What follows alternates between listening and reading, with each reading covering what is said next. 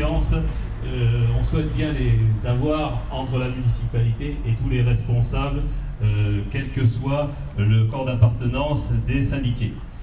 Voilà, tout ce que je vous ai dit là, c'est un petit peu l'aboutissement, c'est un peu le sens de l'inauguration de ce soir. Je vais passer la parole à Gilles Rouchy parce que je veux plus particulièrement qu'il nous explique. J'avais prévu le mot derrière le maire. Bonjour à chacun d'entre vous. Oui, c'est juste pour évoquer effectivement l'événement qu'a constitué la fermeture de l'usine Pétex et les 72 derniers emplois, vous l'avez tous en mémoire.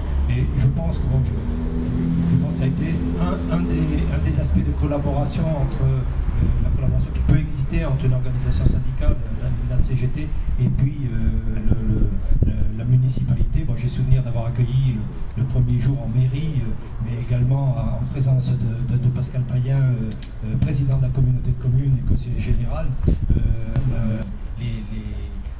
les derniers emplois supprimés, quoi.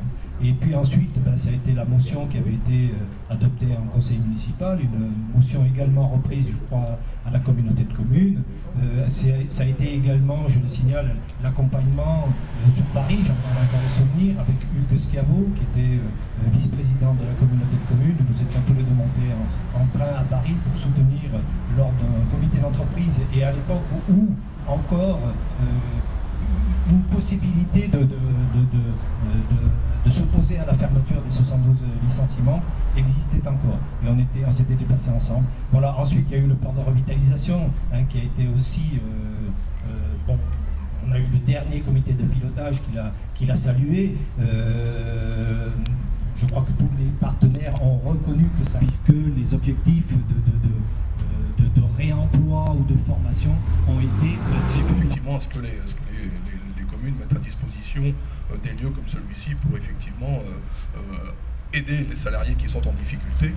Enfin, je tiens aussi à rappeler qu'une union locale dans une structuration de la CGT, c'est aussi un lieu où les syndicats se rencontrent et réfléchissent et travaillent, et notamment s'organisent pour s'opposer à des idées qui semblent partagées aujourd'hui. Je vais en prendre un exemple, par exemple, qui concerne le coût du travail, où apparemment, effectivement, dans tout ce qui peut être dit aujourd'hui, ce serait effectivement les travailleurs qui coûtent cher dans une société qui n'a jamais créé autant de richesses.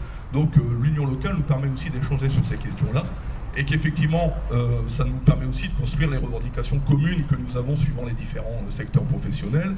Et quand on regarde effectivement que le capital, qui n'a cessé d'accroître et qui a augmenté de 20% ces 15 dernières années pour redistribuer effectivement dividendes aux actionnaires, la richesse créée par les salariés dans les entreprises, on parlerait plutôt, nous, du coût du capital, et qu'effectivement, ça repose la question de la partage des richesses dans ce pays et du rôle social que doivent jouer les entreprises, tant en termes d'emploi que de salaire, mais aussi que ça pourrait effectivement apporter des réponses en termes de développement de services publics et de protection sociale, d'où effectivement les sujets qui nous concernent aujourd'hui sur les retraites et le financement de la Sécu de demain.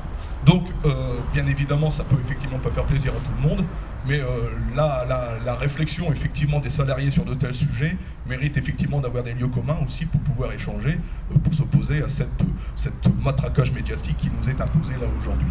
Donc merci encore une fois, j'ai pas d'autre chose à dire, mais je tenais aussi à rappeler que l'union locale n'est pas simplement le lieu où on accueille les gens en grande détresse au final d'un dispositif. C'est aussi un lieu où on réfléchit et on construit des revendications collectives. Voilà, pour ne pas être plus long, pour ceux qui veulent visiter, évidemment, la porte de la CGT est toujours ouverte.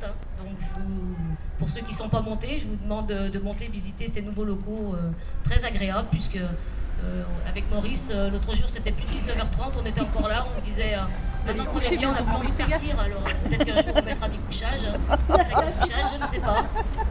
Mais c'est très agréable de travailler dans ces conditions. Donc je vous invite à visiter, pour ceux qui veulent visiter, au premier étage, et puis on va prendre un verre d'amitié et tout, et pour que cette nouvelle UL puisse faire plein de sympathisants et plein de syndiqués, et qu'on puisse gagner des grandes batailles tout au long de notre vie syndicale. Merci à tous, merci d'être venus.